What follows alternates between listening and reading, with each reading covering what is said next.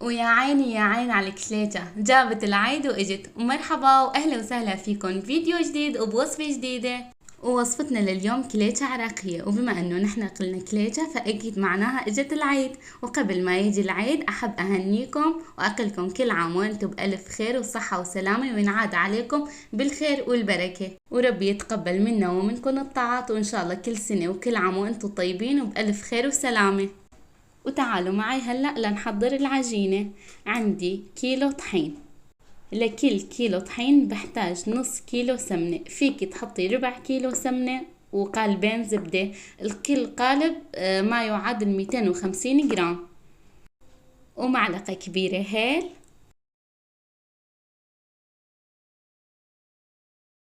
ومعلقة كبيرة خميرة فورية، ومعلقتين سكر، ورشة ملح. والقرفة رح احتاجها بالحشوات، وظرفين فانيلا، وظرف بيكنج باودر. والحليب رح أعجن فيها العجينة حسب نوع الطحين اللي عندك، قديش قدرته لامتصاص السوائل. أنا تقريبا أخذ معي كاستين. وبالنسبة للحشوات عندي جوز وزبيب خلطتهم مع بعض، وجوز الهند والتمر. عندي هون شراب العسل، فيك تحطي مع الحشوات شراب العسل وفيك تحطي قطرة، فأنا ما بحب نكهة العسل رح حط القطرة. وتعالوا معي هلا رح نبدأ نعجن العجينة. عندي طحين نخلته قبل، طحين أبيض، طحين فرخة.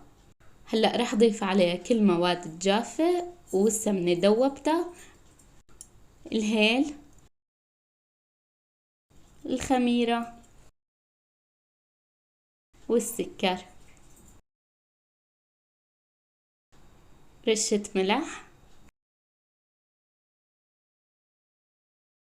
ظرف بيكنج باودر، وظرفين فانيلا.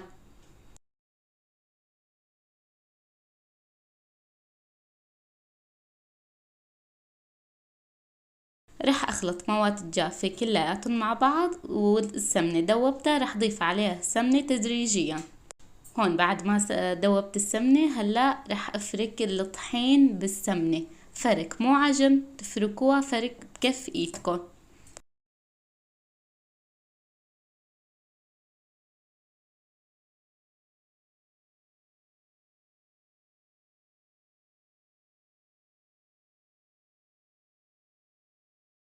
بعد ما حضرت العجينة مع السمنة هلا رح ضيف عليها الحليب تدريجيا، يعني كل شوي بضيف شوية حليب وبعجنها.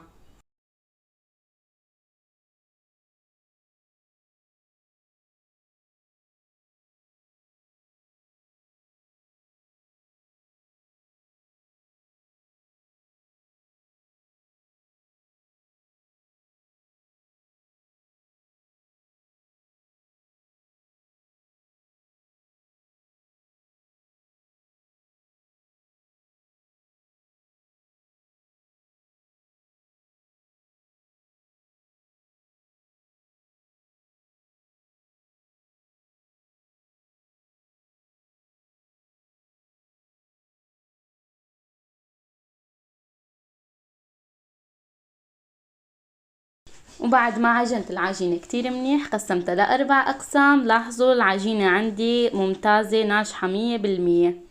وهلا رح احضر الحشوات. لحشوة التمر حطيت لها معلقة ونص قرفة،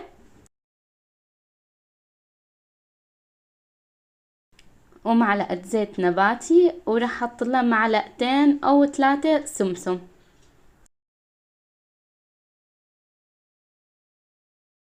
بخلطهم مع بعض وبحطهم على النار لحتى عندي التمر يدوب.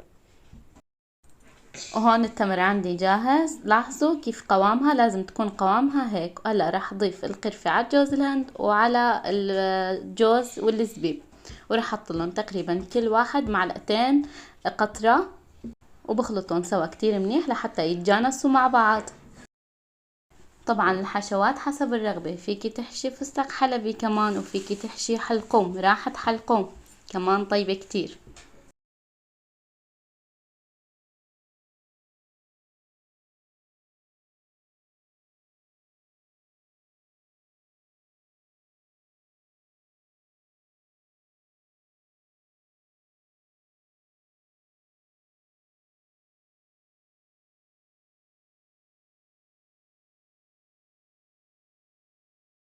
هلا رح افرد العجينة بهاي الطريقة. انا جبت كاسة صغيرة وقطعتها بهاي الشكل، وانتي عندك قطعة وفيكي كمان تستخدمي الكاسة. وبشيل الزوائد، وهلا رح ابدأ احشيها. طبعا الزوائد ما رح اكبها، رح ارجع استخدمها. وهيك رح تكون طريقة التشكيل عندي.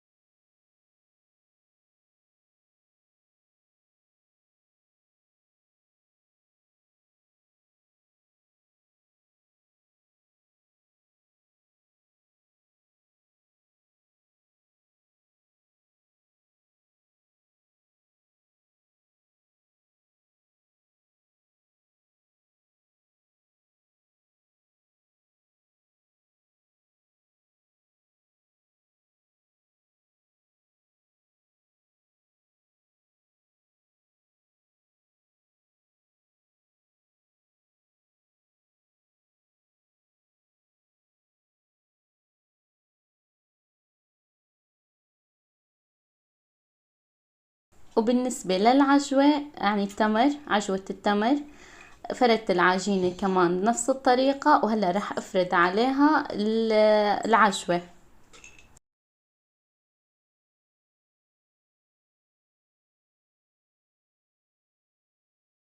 وبعد ما فردت العجوة كمان رح ابدأ اعملها رولات. لفة واحدة، لفتين وخالصين. بقطعها بهاي الطريقة بالسكين وبلفهم على بعض منيح، بسكرهم كرمال ما تطلع عندي العجوة.